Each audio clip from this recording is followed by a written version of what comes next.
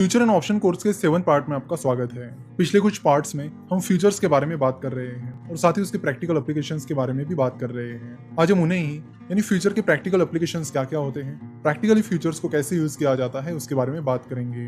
अब हम बात करेंगे हेजिंग के बारे में। चलो तो समझते हैं कि हेजिंग क्या होती है। हेजिंग यानी रिस्क को मिटिगेट करना, यानी रिस्क को लिमिट करना। जैसे कि आम जिंदगी में जब हमें लगता है कि कोई चीज रिस्की है तो हम उस रिस्क को मिटिगेट करते हैं कोई इंश्योरेंस लेकर। जिंदगी में कई सारे तरह के रिस्क होते हैं। कुछ रिस्क ऐसे होते हैं जिनकी रिस्क आपके हाथ में होती है, कुछ चीजें ऐसी होती है जिनकी रिस्क आपके हाथ में नहीं होती। तो जिन चीजों की रिस्क आपके हाथ में नहीं है उनको मिटिगेट करना सही ऑप्शन होता है। जैसे कि हम देखते हैं कि हमें नहीं पता कि कब हमारा एक्सीडेंट हो सकता है, इससे लोग एक्सीडेंट की इंश्योरेंस पॉलिसी खरीदते हैं। हमें नहीं पता कि कब हमें कुछ हो जाए और हॉस्पिटल जाना पड़े, इससे लोग हेल्थ इंश्योरेंस लेकर रखते हैं। और इसी तरह के अलग अलग इंश्योरेंसेस लोग लेकर रखते हैं। जनरली इंस्टीट्यूशनल इन्वेस्टर्स किसी स्टॉक में बहुत ज्यादा इन्वेस्ट करते हैं तो वो चाहते हैं कि उस रिस्क को वो मिटिगेट करें।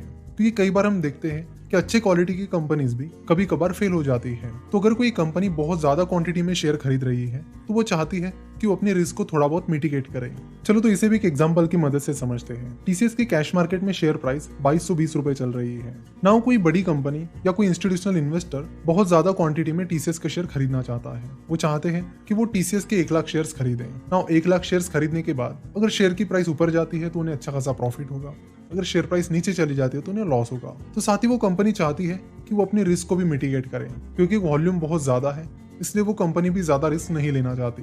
ना इस रिस्क को मिटिगेट कैसे करें? तो उस कंपनी ने इस रिस्क को मिटिगेट करने के लिए टीसीएस के कुछ फ्यूचर्स को शॉर्ट कर दिया। उस कंपनी ने डिसाइड किया कि वो टीसीएस के 1 लाख शेयर्स 2220 रुपए की प्राइस पर खरीदेगी और साथ ही इसी प्राइस पर उन्हें टीसीएस का फ्यूचर कॉन्ट्रैक्ट भी मिल जाता है। तो वो चाहते हैं कि वो टीसीएस के 25,000 शेयर्स इसी प्राइस पर शॉर्ट करें। तो जैसे कि हमें पता है कि जब आप किसी शेयर को शॉर्ट करते हो तो जैसे उसकी प्राइस नीचे जाती है आपको प्रॉफिट होता है और शेयर प्राइस ऊपर जाती है तो आपको लॉस होता है। जबकि नॉर्मल केस में यानी कैश मार्केट में जो नॉर्मल केस होती है उसमें जब शेयर प्राइस ऊपर जाती है तब आपको प्रॉफिट होता है और जब शेयर प्राइस नीचे जाती है तो आपको लॉस होता है। तो यहाँ पर 1 लाख शेयर्स खरीदे गए हैं और 25,000 शेयर्स उसी प्राइस पर यानी 2220 रुपए की प्राइस पर शॉर्ट किए गए हैं। नाउ ये शेयर प्राइस 2220 रुपए से 2230 रुपए हो जाती है तो 1 लाख शेयर्स पर 10 रुपए यानी 10 लाख रुपए का प्रॉफिट हो जाएगा। वही उन शॉर्ट किए हुए फ्यूचर्स पर आपको 10 रुपए का लॉस हो जाएगा। और आपने 25,000 शेयर्स शॉर्ट किए हैं तो 25,000 multiplied by 10 is equal to 2.5 lakh. तो कैश मार्केट में 10 लाख का आपको प्रॉफिट हुआ और उन शॉर्ट किए हुए शेयर्स पर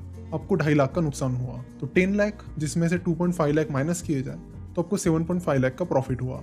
वही ये प्राइस 2220 रुपए से 2210 रुपए हो जाती है तो उन 1 लाख शेयर्स के लिए आपको 10 रुपए का लॉस होगा।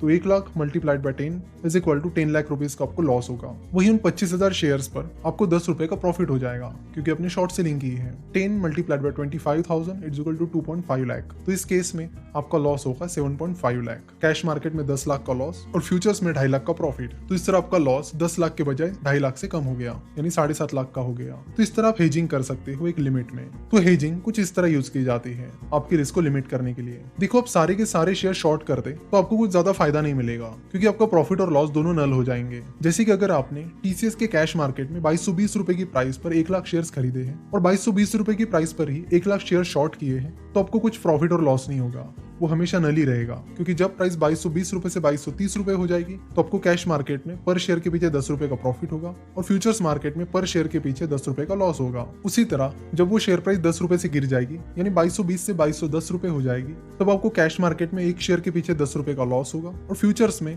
एक शेयर के पीछे 10 रुपए का प्रॉफिट होगा। तो अल्टीमेटली सिचुएशन नल हो जाएगी। तो आप सेम शेयर कैश मार्केट में खरीद रहे हो और सेम क्वांटिटी पर शॉर्ट सेलिंग कर रहे हो तो आपका प्रॉफिट एंड लॉस नल रहेगा, उसमें कोई सेंस नहीं बनता है। जैसे जितनी आपकी क्वांटिटी है उससे थोड़ी सी क्वांटिटी आप शॉर्ट कर सकते हो यानी जो कैश मार्केट में पोजीशन है उसके अपोजिट पोजीशन ले सकते हो और अपनी कुछ रिस्क मिटिगेट कर सकते हो। तो आशा करता हूँ कि आपको शॉर्ट सेलिंग और हेजिंग दोनों चीजें समझ में आई होगी। आगे चलकर हम ऑप्शंस के बारे में बात करने वाले हैं जो कि काफी इंटरेस्टिंग है। सो वहां पर भी हम हेजिंग के बारे में फिर से बात करेंगे। आशा करता हूँ कि आपको वीडियो पसंद आई होगी। वीडियो देखने के लिए और हमसे जुड़े रहने के लिए आपका बहुत बहुत धन्यवाद।